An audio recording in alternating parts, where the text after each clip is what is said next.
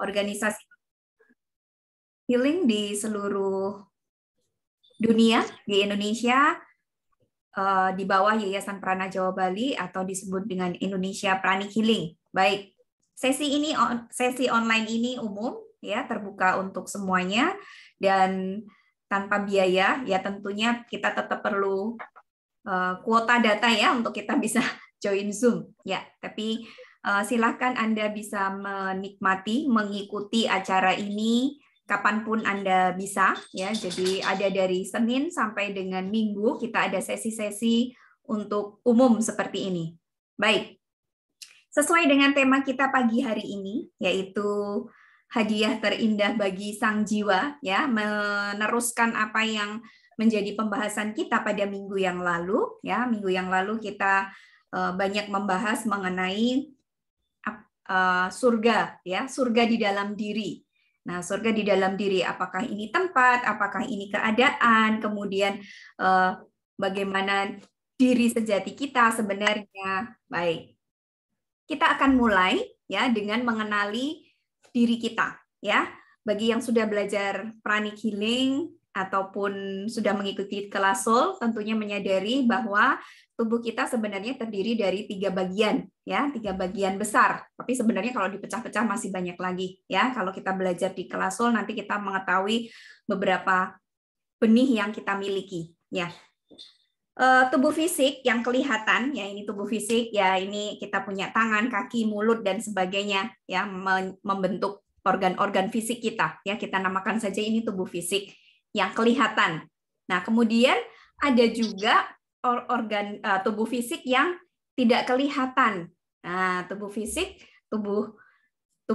yang membentuk kita tetapi tidak kelihatan. Nah, ini disebut juga tubuh energi atau tubuh bioplasmik, atau orang gampang mengatakan ini aura, yaitu tubuh energi yang lebih sulit dilihat, tapi sebenarnya sekarang sudah bisa dibuktikan keberadaannya dengan alat yang namanya GDV kamera yang merupakan kelanjutan dari Kirlian fotografi ya. Kebetulan kita punya alatnya, kita datangkan dari Rusia, jadi ini bisa memotret energi di tubuh kita dan bisa mengukur energi di beberapa organ kita.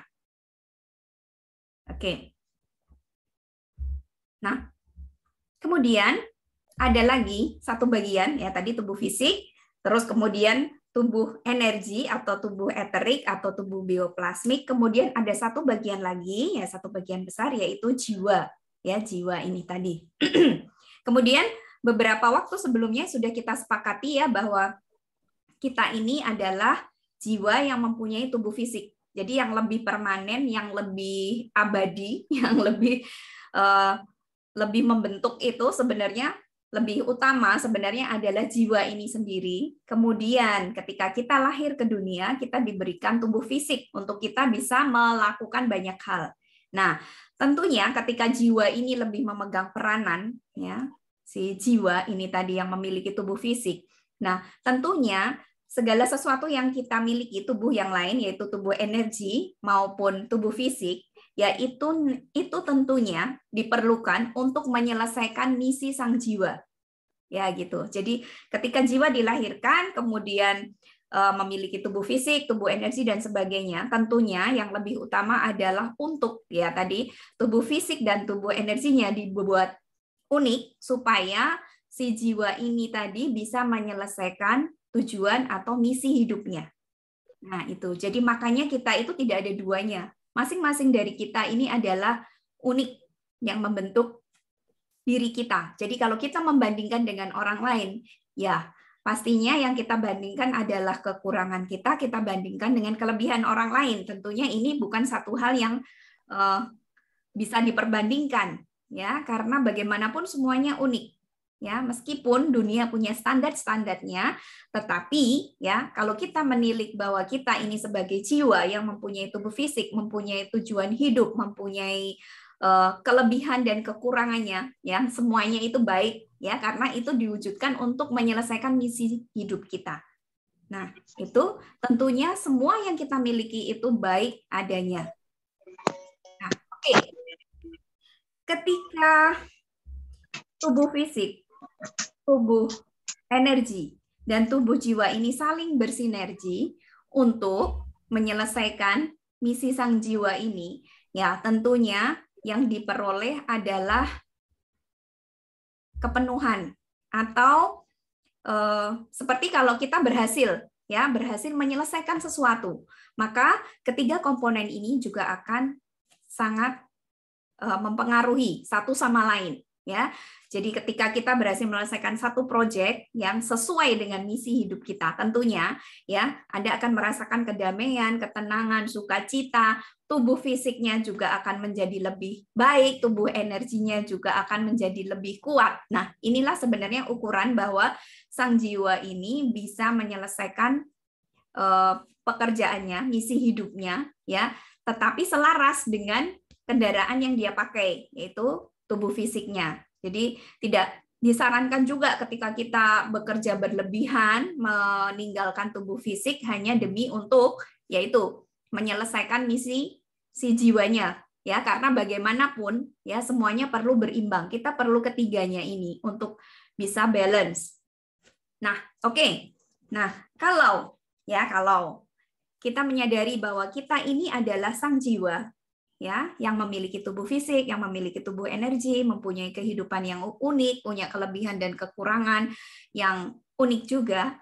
Nah, tentunya si jiwa ini, ya, ketika dia menjadi satu pribadi, ya, satu pribadi, nah dia menyukai hal-hal tertentu. Nah, makanya ini tadi kita sebut hadiah terindah. Nah, hadiah terindah ini sebenarnya apa buat sang jiwa? Ya, kalau sang jiwa ini sendiri adalah dia bukanlah tubuh fisik, ya, tetapi dia bersinergi dengan tubuh fisik. Dia bukanlah tubuh energi, ya, karena sang jiwa ini sebenarnya adalah satu kesatuan dari ketiganya ini tadi, ya, jiwa, fisik, dan energi. Ya, ketiganya adalah saling bersinergi. Sementara jiwa sendiri ini sebenarnya yang memegang peranan.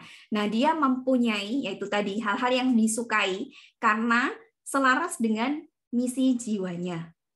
Nah, misalnya kita sendiri sebagai seorang pribadi, tentunya kita mempunyai hal-hal yang tadi disukai. Ya, jadi ketika kita mendapatkan hadiah pada saat ulang tahun, ya, tentunya luar biasa ya, kita diingat sehingga ada rasa sukacita ketika orang lain memberikan kado, memberikan hadiah. Ya, itu pun sudah satu hal yang luar biasa, yaitu pengakuan bahwa Anda disadari keberadaannya dan dicintai, ya, melewati dengan hadiah yang diberikan.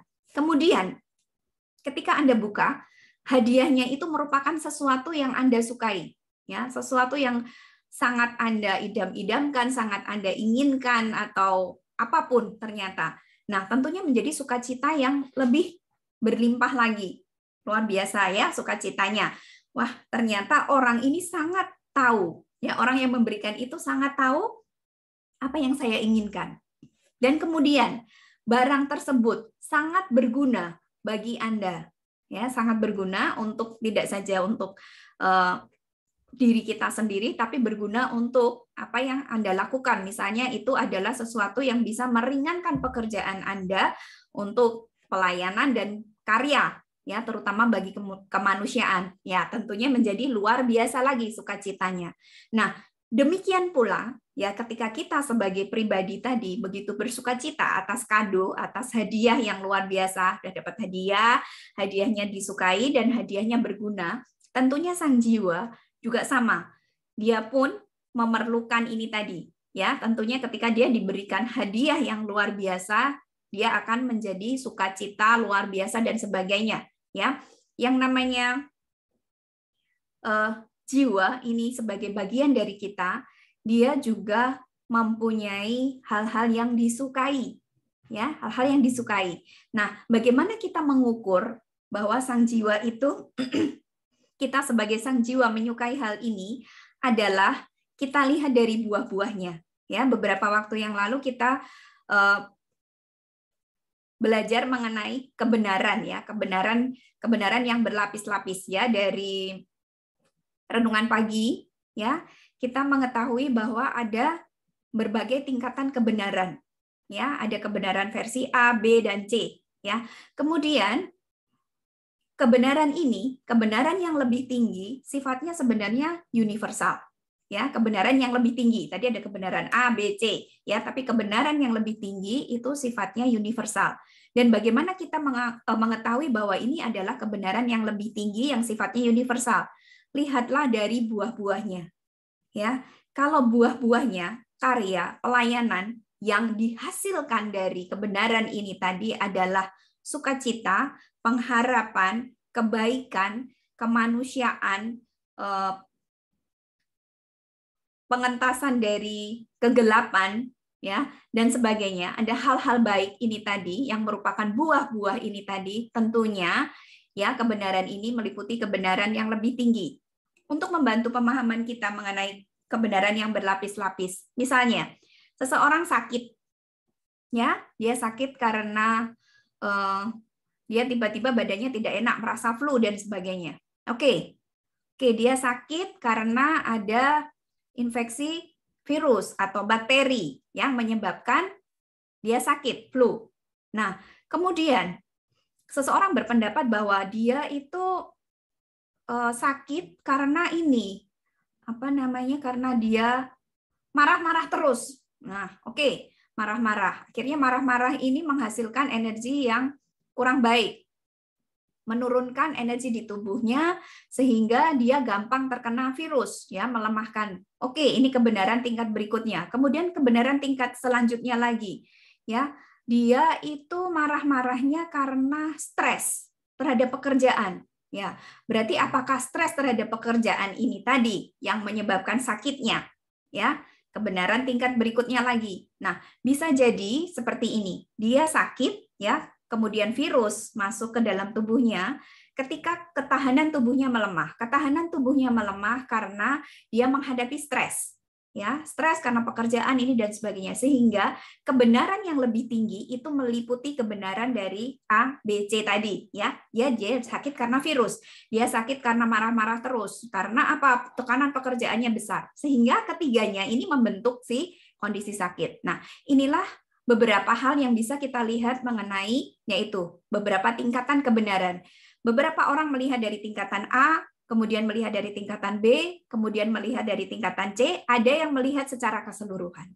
Nah, inilah yang kita harapkan bagi sang jiwa ini nanti, dia bisa melihat kebenaran yang lebih tinggi. Ketika dia mendapatkan kebenaran yang lebih tinggi, ini dia akan sebagai sang jiwa, dia akan memiliki banyak kesempatan untuk menyelesaikan misi hidupnya dengan baik. Ya, beberapa orang dikatakan ya mereka hidup hanya mengikuti ritual, ya. Bangun pagi, kemudian kerja, habis itu tidur, besok bangun lagi, bekerja lagi dan sebagainya. Mereka hanya seperti melakukan sesuatu yang rutin tanpa menyadari apa yang harus sebenarnya dilakukan sebagai jiwa.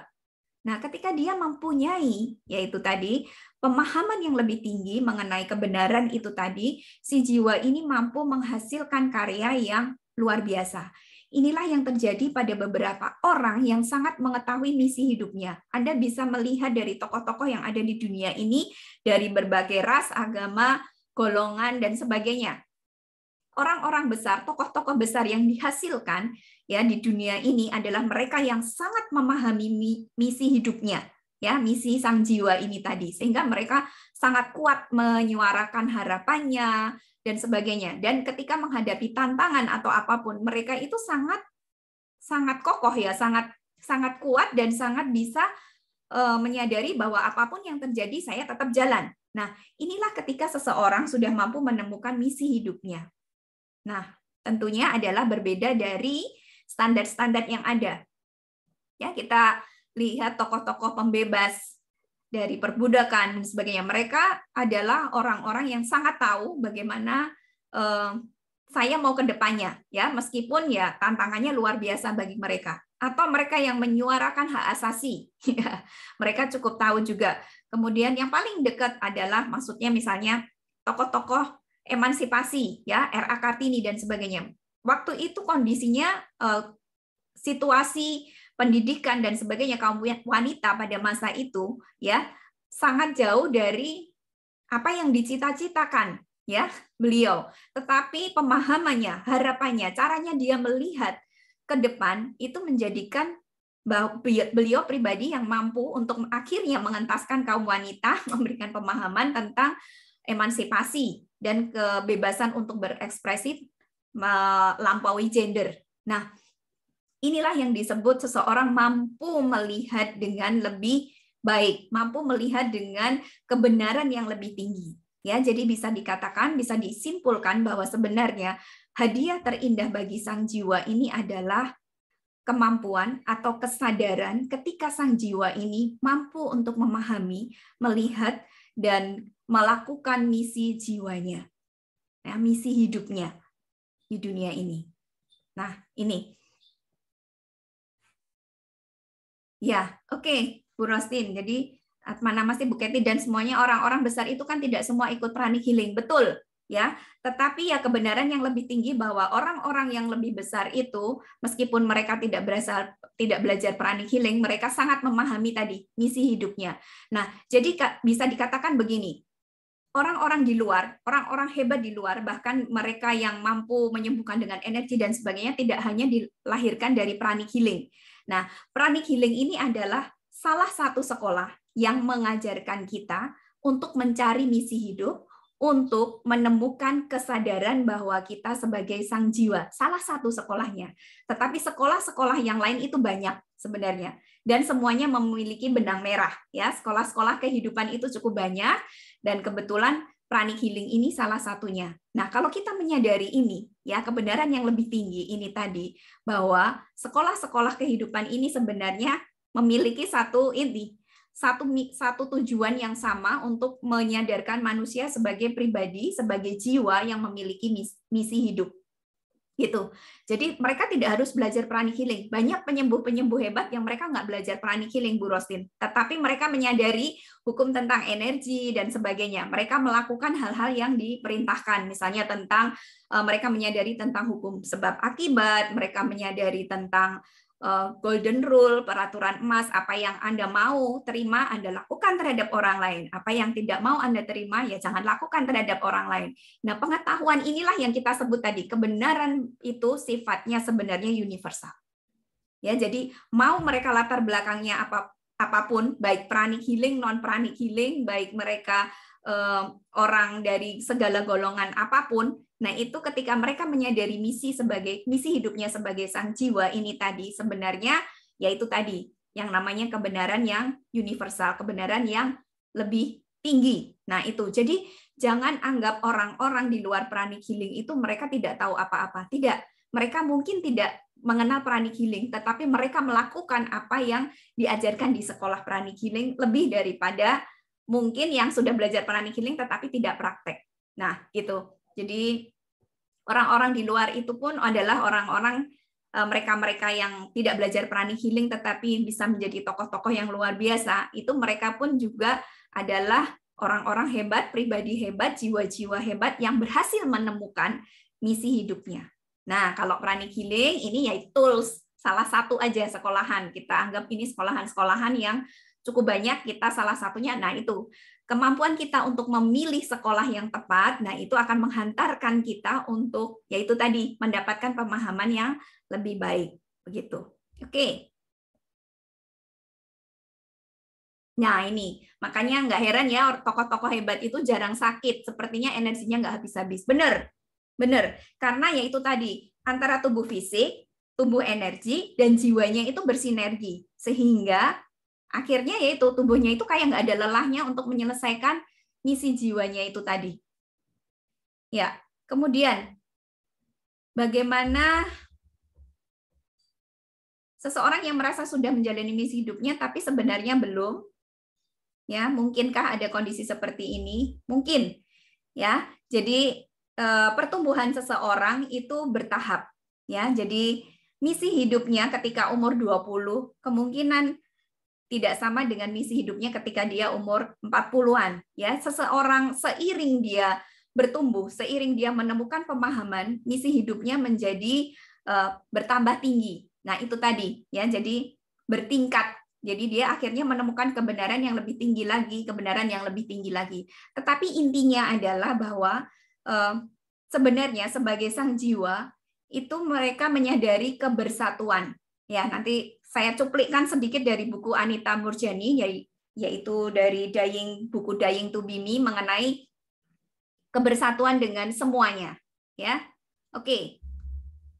Kemudian bagaimana cara membedakan misi hidup yang palsu dengan yang pure? Ya, ini kembali lagi ke karakter building, ke pembentukan watak. Jadi seiring kita bertumbuh, kita tetap perlu mengembangkan itu tadi, ya, yang kita pelajari bersama mengenai hukum sebab akibat, apa yang Anda inginkan, Anda terima, Anda tanam dulu. Nah, kemudian mempraktekkan dari golden rule. Lakukan apa yang ingin Anda terima dari orang lain, jangan lakukan yang sebaliknya, ya. Jadi kalau kita sudah bisa melakukan itu, tentunya harapan kita, tujuan hidup kita akan menjadi lebih pure. Nah, bedanya gini, sedikit membedakan antara yang palsu dan pure adalah lihatlah dari buah-buahnya. Ya, jadi Anda perlu untuk membedakan, Anda perlu yang namanya clarity of mind. Clarity itu bisa dihasilkan dari kemampuan Anda untuk discernment atau memilah-milah. Nah, kemampuan untuk memilah-milah ini tadi bisa dihasilkan dari, nah itu, ketika Anda mempunyai kejernihan berpikir dan sebagainya, kemudian melihat buah-buah dari karya itu. Jadi ketika tindakan itu menghasilkan kebaikan bagi lebih banyak orang, ya bisa dikatakan bahwa misi hidup ini lebih pure, ya. Tetapi kalau ini hanya untuk keuntungan diri kita semata, ya, termasuk menindas kepentingan yang lain, ya, sesama. Nah, ini perlu kita kasih tanda petik apakah ini misi hidup yang palsu atau yang pure. Ya, oke. Kemudian yang kedua, ada jugakah kemungkinan seseorang yang sudah on track lalu di tengah perjalanannya tergoda dengan jalan lain atau menyimpang? Bisa. Bisa. Karena di dalam perjalanan itu orang kadang-kadang ya sebagai ya ini tadi sebagai sang jiwa mereka perlu yang namanya cahaya yang menerangi jalannya sehingga dia perlu untuk berjalan on the track. Kadang-kadang si cahaya ini redup sehingga dia tersesat. Nah, tetapi ketika dia mempunyai kesadaran yang lebih tinggi mengenai misi hidupnya, dia bisa akan berjalan kembali. Nah, inilah. Jadi sang jiwa itu perlu satu sinar untuk membimbing, ya. Kemudian pemandu. Nah, pemandu ini siapa? Nah, itu sebenarnya lebih jauh kita akan belajar di kelas Achieving Oneness with the Highest Soul. Tapi utamanya adalah Anda perlu cahaya yang terang supaya Anda bisa selalu berjalan on track. Nah, salah satu cara untuk kita tetap memiliki cahaya yang terang adalah berlatih meditasi Twin Heart secara teratur. Ya, ini akan membantu kita mempunyai itu tadi kejernihan berpikir. Ini seperti kita berjalan dengan lentera atau dengan ya makin jernih, makin kita bisa melihat makin terang. Nah, kadang-kadang tetap ada godaannya. Ya, meskipun kita on track, tetap ada godaannya. Ya, kalau tadi tersesat atau jalan menyimpang. Nah, ini kadang-kadang kita tergoda juga untuk keluar dari jalur. Nah, itu tetap akan ada. Karena bagaimanapun di dalam kehidupan selalu ada ya tantangan. Nah, tantangan ini tentunya diperlukan supaya kita lebih teguh, lebih tekun, lebih percaya, lebih punya tekad terhadap misi hidup kita. Kalau Anda selalu diberikan hal-hal yang selaras, hal-hal yang baik, kadang-kadang Anda tidak mensyukuri perjalanan hidup Anda. Tetapi ketika kita diberikan tantangan, kesulitan, atau hambatan untuk mencapai tujuan ini, nah justru kita malah semakin kuat. Nah, kadang-kadang ini, Tuhan itu luar biasa untuk menjadikan kita. Kemudian, apakah semua yang dipercaya Tuhan menjadi orang tua, minimal misi hidup, minimalnya adalah membimbing anak-anaknya? Betul, Bu? Ya, jadi ketika seseorang diletakkan di dalam satu keluarga, itu sudah pasti misi hidupnya terkait dengan orang-orang itu. Ya, terutama bagi seorang ibu, ya untuk membimbing anak-anaknya. Nah, ini tadi. Nanti berikutnya ketika kita bisa sedikit lebih luas, tidak hanya anak-anak, tetapi anak-anak lain di sekitar kita, nah itu pun juga kebenaran yang lebih tinggi lagi. Nah, misi hidupnya naik lagi. Nah, seorang-orang yang diberikan banyak kesempatan adalah ketika mereka melibatkan lebih banyak orang, lebih banyak komunitas, lebih tujuan hidupnya lebih besar, mereka akan diberikan energi, akan diberikan kesempatan, akan diberikan apapun yang lebih.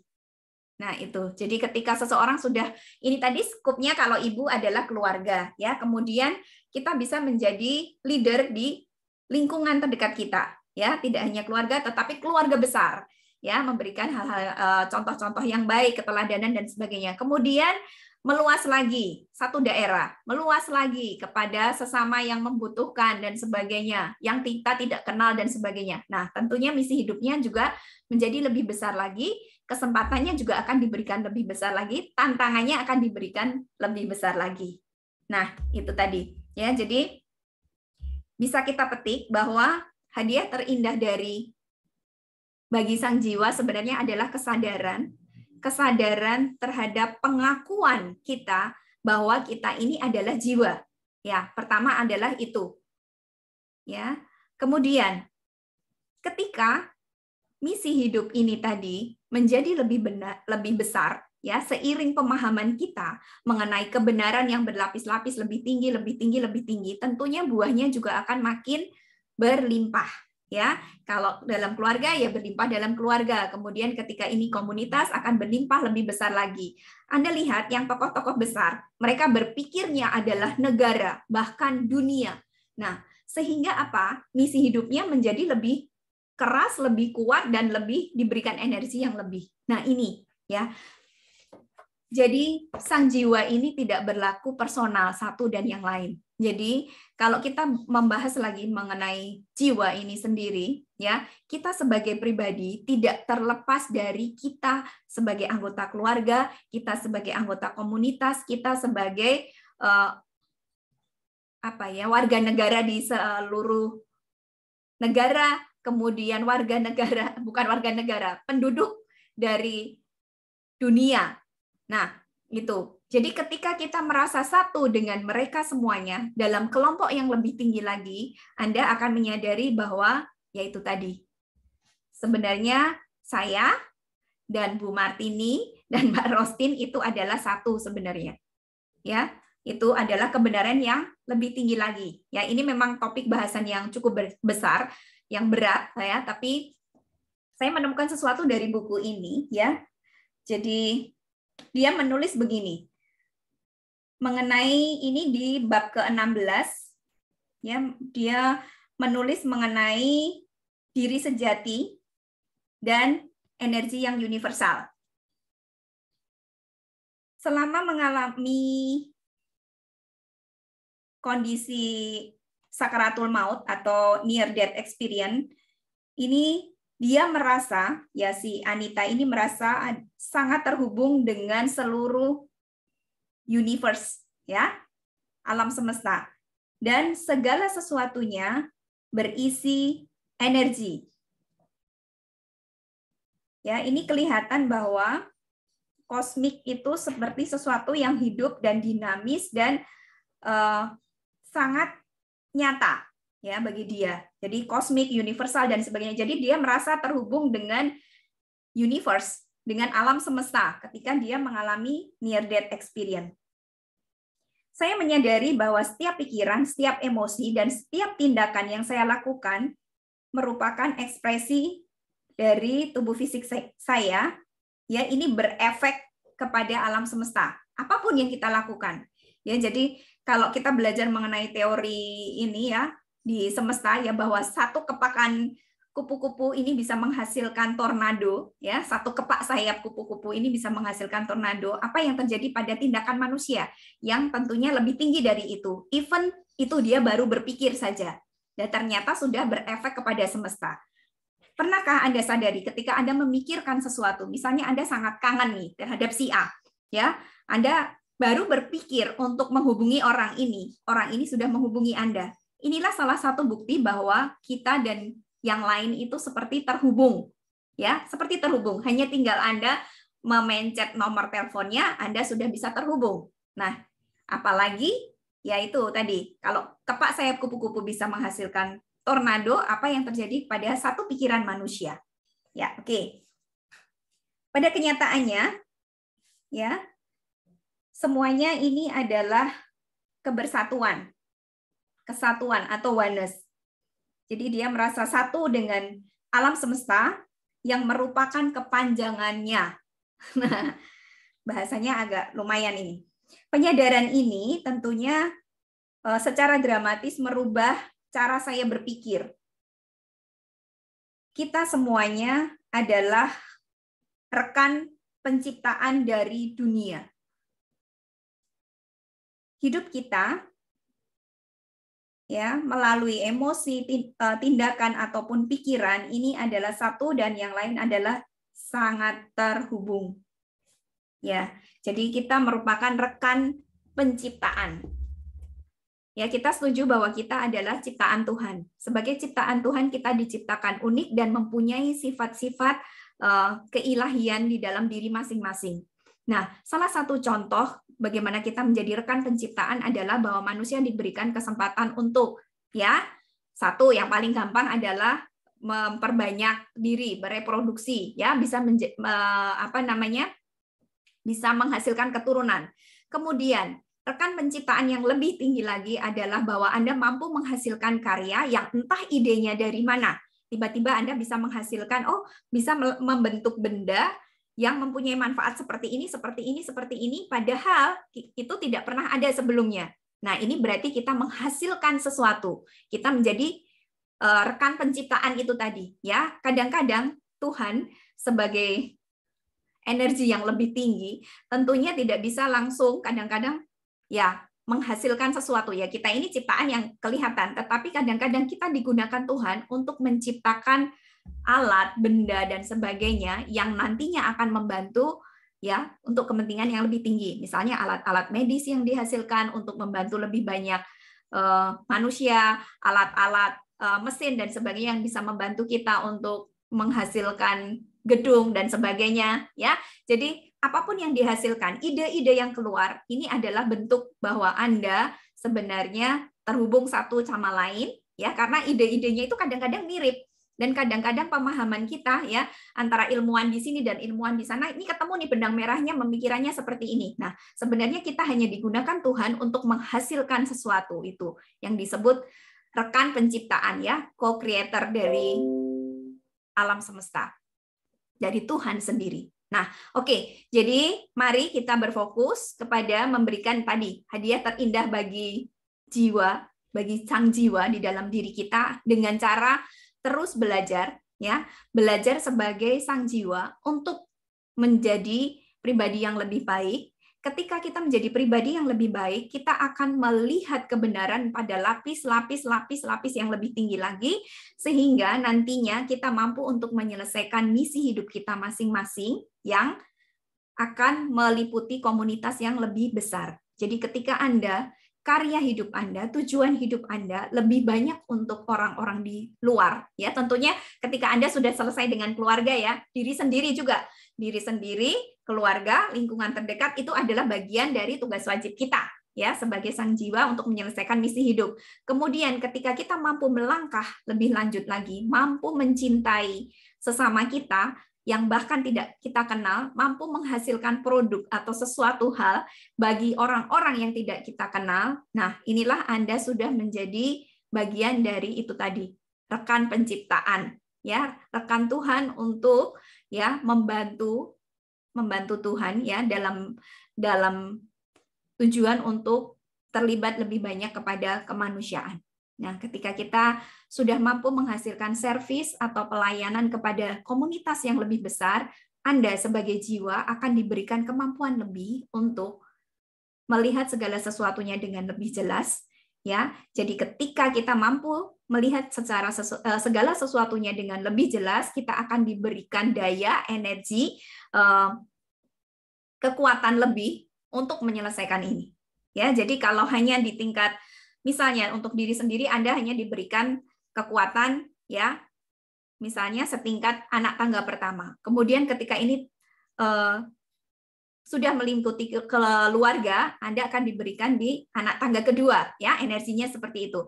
Kemudian ketika Anda mampu untuk berpikir mengenai komunitas yang lebih luas, kelompok, Anda sudah diberikan energi setingkat anak tangga ketiga, dan dan seterusnya ya, ketika negara, ketika dunia, Anda akan diberikan energi yang lebih. Ya, demikian segala sesuatunya diatur dengan sangat cermat ya oleh Tuhan untuk supaya kita mampu menggunakan energi ini untuk karya kemanusiaan dan untuk sang jiwa ini tadi bertumbuh ya.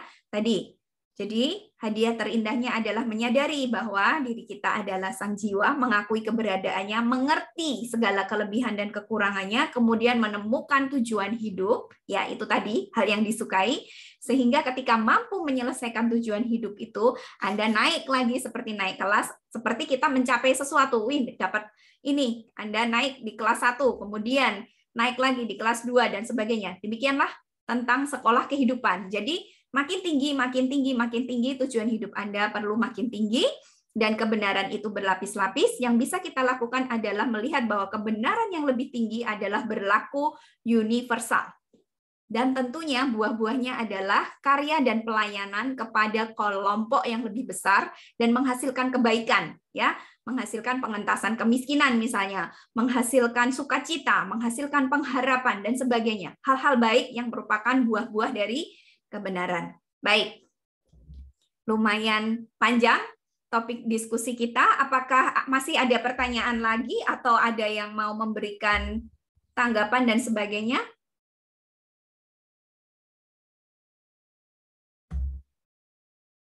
Oh, Bu Hendrika tadi, ya bukunya namanya Dying to Be Me. Kebetulan saya punya yang edisi bahasa Inggris.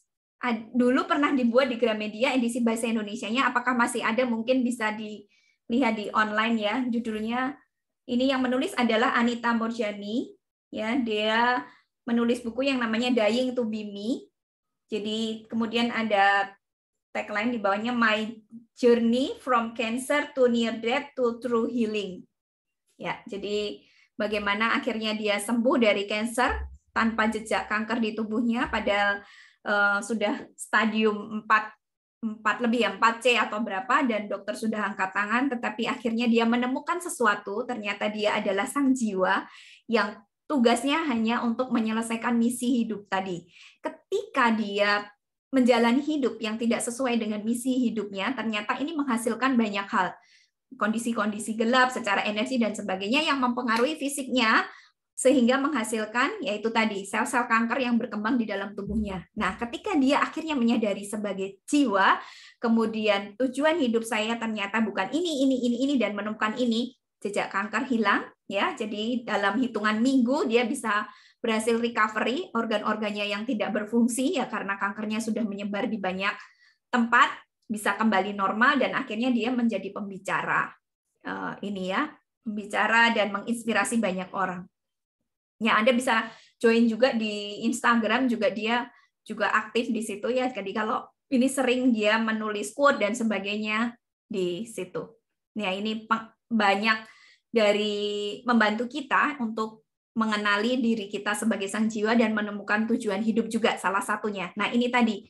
Makanya Bu Rosin, jadi kebenaran itu berlaku universal. Si Anita ini tidak belajar pranic healing, ya, tapi dia pernah juga mendapat treatment pranic healing ya, ketika dia mengalami kanker, ya. Tetapi ya ini tadi pengertian tentang jiwa ini tadi, kita sebagai jiwa ini berlaku universal. Nah itu tadi kebenaran yang berlaku universal, kebenaran yang lebih tinggi berlaku universal dan buah-buahnya adalah sesuatu yang baik. Ya. Oke, apakah ada pertanyaan lagi atau menanggapi? Nah, nih, Mbak Rosin ketemu nih. Anita Moorjani di Instagram. Terima kasih, Mbak Rosin. Udah langsung googling, udah langsung ini ya. Udah langsung, bahkan udah langsung join ini mesti. Udah follow. Mbak Keti, aku kedengaran. Apa-apa, silakan. Sebenarnya ada satu pertanyaan lagi, cuman nggak tahu apakah ini cukup ya dijawab dengan waktu yang boleh. Kita masih ada 3 menit. Silakan. Ya, ini salah satu bahasan aku sama beberapa teman mungkin ya ada, karena kita suka diskusi juga tentang soul.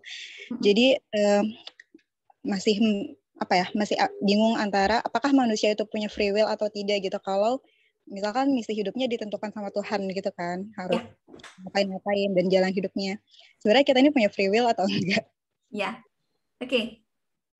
Oke, jadi manusia itu mempunyai free will, ya, mempunyai kehendak bebas sehingga ya kita bebas menentukan, ya, kalau misalnya Anda sebagai pribadi ya diberikan kesempatan untuk belajar, ya, Anda boleh nggak milih sekolah?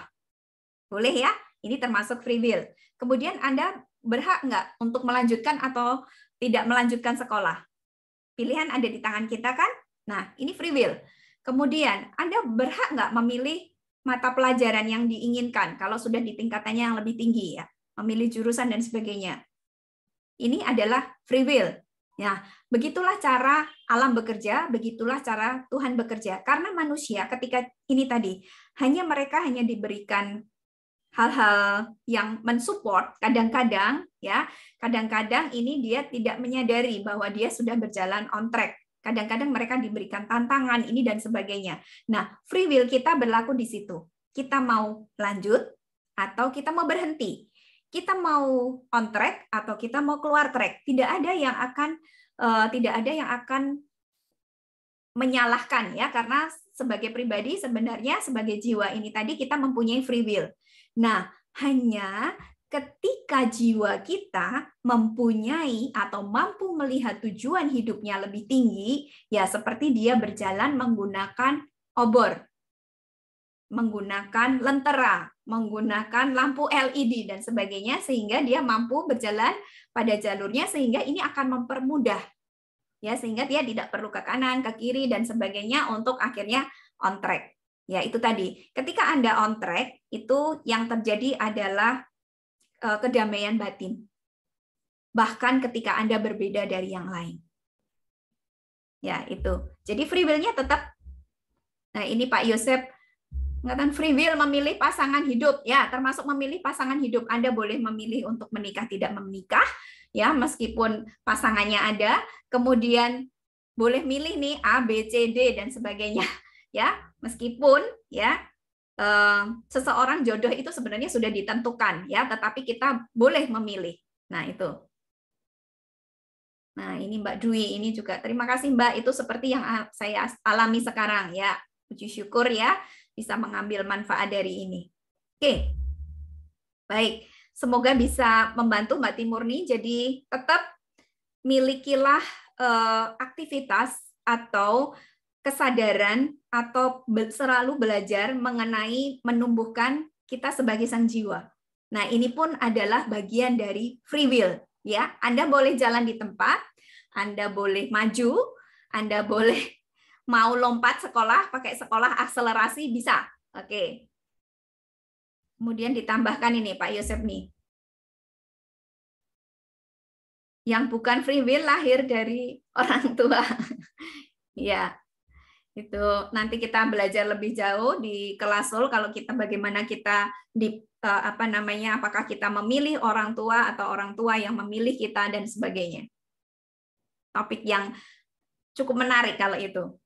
Ya, tentang orang tua dan bagaimana. Tapi yang jelas tadi seperti dikatakan oleh Bu Rostin ya, jadi di mana kita diletakkan di dalam keluarga, seperti apa kita ditaruh sebenarnya adalah tujuan hidup kita tidak jauh-jauh dari mereka. Jadi mereka ini adalah bagian dari orang terdekat yang perlu Anda selesaikan dulu pelajarannya, ya, selesaikan. Jadi tidak perlu jauh-jauh dari situ. Baik. Ya, nampaknya waktunya sudah berjalan cukup panjang. Selanjutnya kita akan melakukan olahraga, kemudian meditasi, dan ritual memaafkan. Nah, kemudian kembali lagi ke buku yang ditulis oleh Master Choa. Ya, Anda diminta untuk, terutama dalam bahasan tentang jiwa ya, dia menuliskan apa untuknya mendapatkan seluruh dunia tapi kehilangan jiwa. Ya, itu ada di dalam kitab suci. Kemudian dituliskan, bermeditasilah, naikkan kesadaran Anda sehingga kotoran tidak mampu menyentuh Anda sang jiwa. Nah, kotoran ini bisa dikatakan adalah sampah-sampah batin, ketidakjernihan kita berpikir dan sebagainya yang akan sangat mempengaruhi itu tadi kita untuk berjalan on track. Kemudian tangan Anda Ketika melempar lumpur, tentunya tangan Anda juga akan terkotori dengan lumpur, ya. Jadi Anda tidak bisa melemparkan lumpur tanpa mengotori jiwa Anda. Ya, ini sama aja, misalnya kita melakukan satu keburukan, ya tentunya jiwa kita juga akan terimbas, ya. Kemampuan pertumbuhan spiritual Anda tergantung dari kemampuan Anda untuk memaafkan orang lain. Ya, karena dengan memaafkan orang lain ini akan membantu kita untuk tadi, ya, keluar dari sampah-sampah batin kita. Kemampuan Anda untuk terbang ke dunia batin sangat dipengaruhi oleh inner forgiveness, jadi memaafkan secara batin. Jika Anda ingin mengalami, ya, keilahian di dalam diri Anda, keilahian di dalam diri orang lain, ya, kebersatuan itu tadi, Anda perlu untuk melatih ketenangan. Nah, ketenangan ini salah satunya adalah Anda perlu untuk bermeditasi juga. Nah, ini benang merah juga, ya. Jadi apapun di tingkatan manapun kesadaran spiritualitas kita, ya, di kelompok manapun, Anda hanya perlu kembali ke dalam diri, ya. Meditasi itu kan kembali ke dalam diri kita. Kembali ke dalam diri untuk melihat segala sesuatu dengan lebih jernih. Ketika kita mampu melihat dengan lebih jernih, kita akan mampu menghasilkan sesuatu dengan lebih baik. Nah, sesuatunya mulai dari diri kita, keluarga, orang lain, sampai komunitas yang lebih besar. Oke. Bahkan kehendak bebas dari Bu Martini diberikan pada saat penciptaan, kita diberi pilihan untuk menyelesaikan karma kita. Ya, nanti kita lebih jauh belajar bahwa yang namanya karma itu tidak hanya karma negatif, tetapi karma ini sebenarnya adalah sesuatu yang artinya adalah perbuatan, jadi netral. Ya, ada karma negatif, ada karma positif. Ya, apapun ini adalah bagian dari hukum sebab akibat. Nah, dikatakan hukum sebab akibat. Jadi apa yang kita tanam itu nanti akan kita panen, apa yang kita tabur yaitu nanti yang akan kita tuai. Ya. Oke, jadi mau menyelesaikan mau tidak menyelesaikan itu semuanya juga free will, kehendak bebas kita, ya. Mau kita tetap di kelas 1, mau naik kelas 2, 3 dan sebagainya itu adalah free will. Nah, itulah bedanya seseorang menggunakan pilihannya dan seseorang yang menyerahkan pilihannya kepada yaitu tadi ketika dia menjalani misi hidupnya, ya perjalanannya akan lebih mantap step by step. Tapi bukan berarti tanpa rintangan. Tetapi Anda mampu melakukannya dengan ketenangan hati, ketenangan batin. Mampu melampaui segala hal, termasuk dengan tantangan-tantangan yang luar biasa. Ya, ini juga dialami oleh tokoh-tokoh besar dunia. Yaitu. Oke, baik. Kita lanjutkan ya. Oke. Kita setelah ini akan mulai dengan olahraga, kemudian kita melakukan terapi memaafkan dan meditasi Twin Heart. Baik, kita share video tentang olahraga.